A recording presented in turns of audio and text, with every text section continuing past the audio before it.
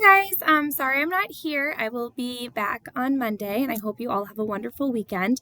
I just want to go over with you the do now and the notes for today. So as you guys can probably tell, this is going to be chapter 9. We go a little out of order here because this is one of those chapters that is in the 8th grade book and is not in the algebra book. So we do things a little bit out of order, so this is considered chapter 9. For the do now, you should have plotted each of these points. So I'm just going to go ahead and do that on my screen. You can check your work as I do it. We've got 0, 2, 4, 3, 3, 5. And I'm going to cross these out as I go. 5, 6. 7, 5,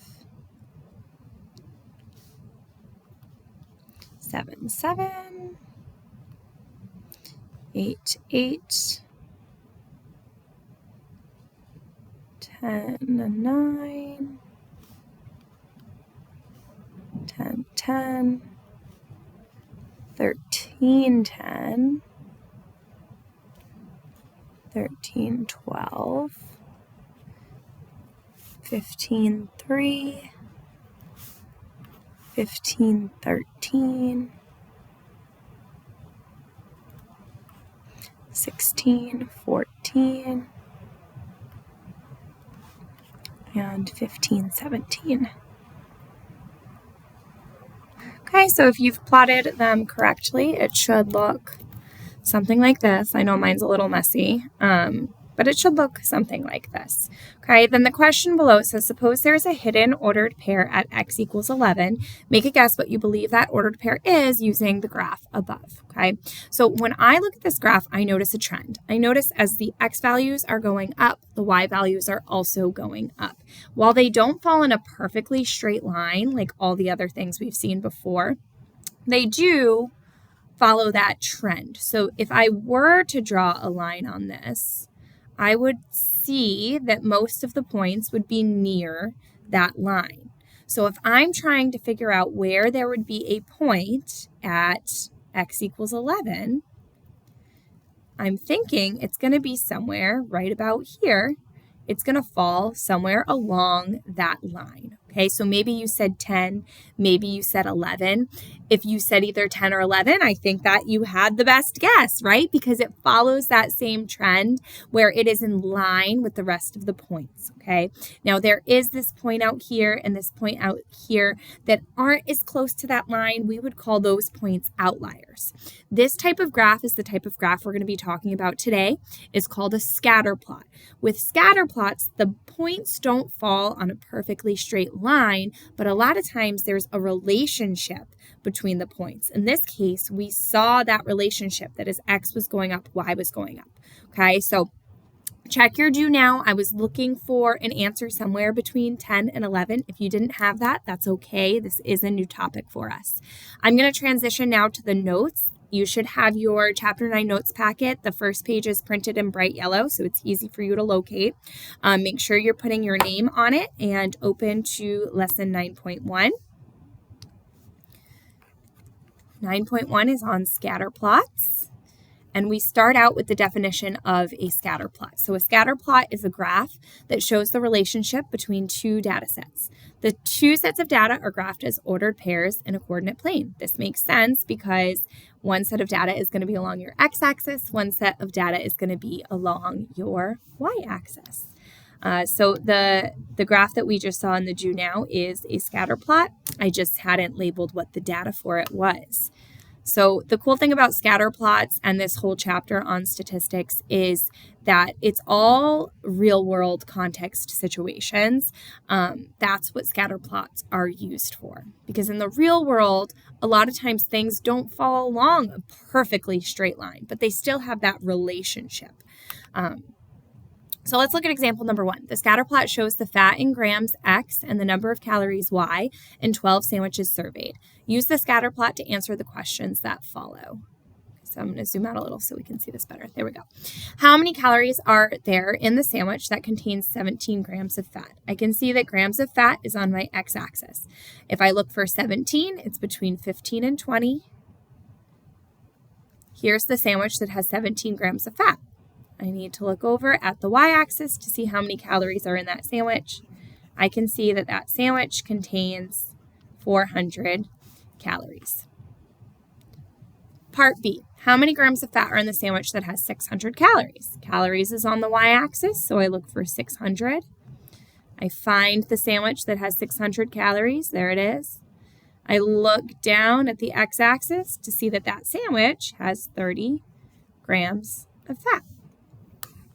And now the last part. The last part of this is very similar to what I asked you to do in the Do Now. It says estimate how many grams of fat are in a sandwich that has 700 calories. Well, if I look at 700 calories, I would see that there is no sandwich that has 700 calories, right? That's why we have to make this estimation. We're trying to guess how many grams of fat would be in that sandwich.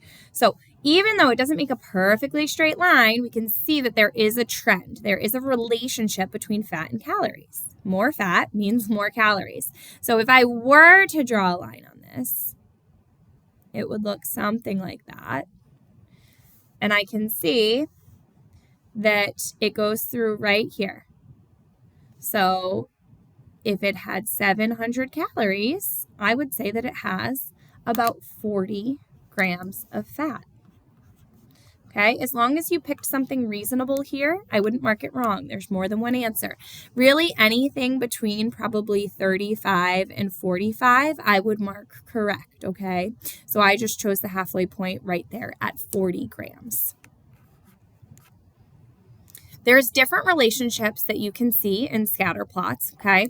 This first relationship that we see when these points would lie close to a line and x is increasing and y is also increasing, this is what we would call a positive linear relationship.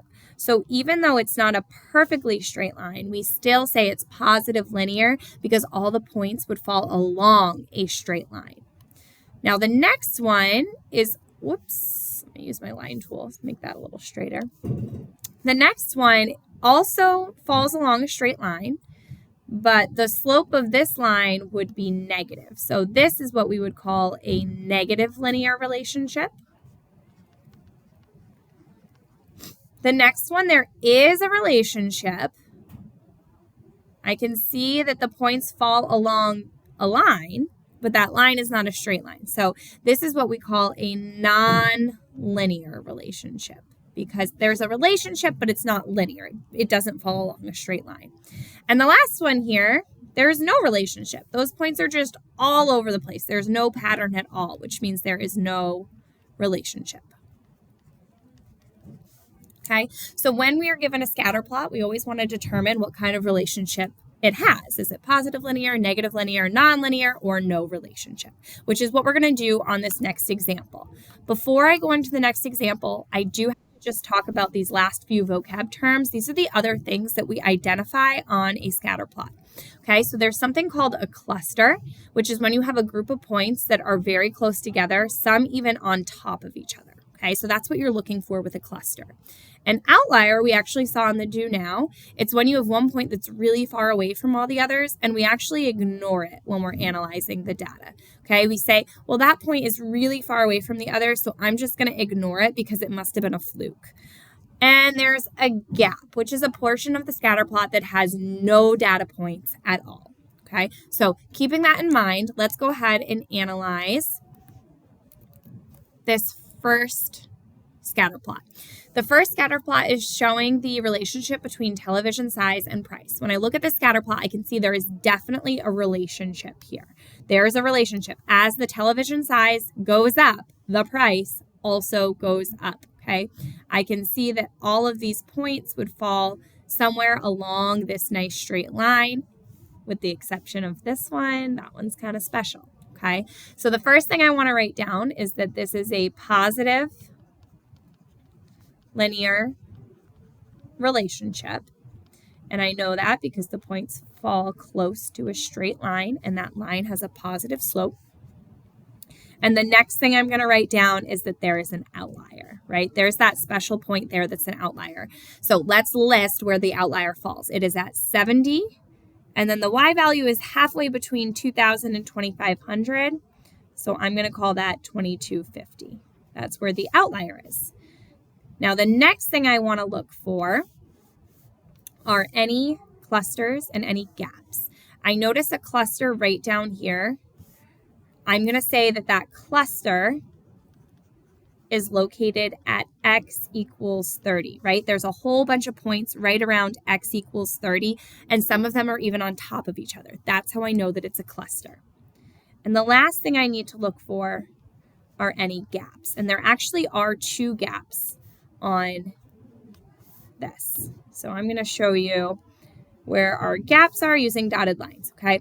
I can see that from 500 to 1,500, there are not any points. And I would assume that's because there were not any TVs that were priced between $500 and $1,500. So we would describe that as a gap from y equals 500 to y equals 1,500. This is not the only gap I see.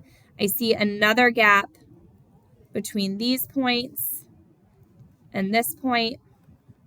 And once again, that means that there weren't any TVs that were in between those prices. So there is another gap from y equals 2,250 to y equals 3,000. This is it for problem A. You say the relationship, you say the outliers, clusters, and gaps. Sometimes you won't have all 3 of those things. Sometimes you'll only have an outlier, or sometimes you'll only have a gap, or sometimes you won't have any of them, right? So you have to just take what's given to you and decide, okay, what do I actually see on the scatter plot? Now for the next one. The next one is talking about the relationship between age and pets owned. Right off the bat, I'm going to think to myself, there's probably not a relationship between those 2 things, right? I wouldn't think so.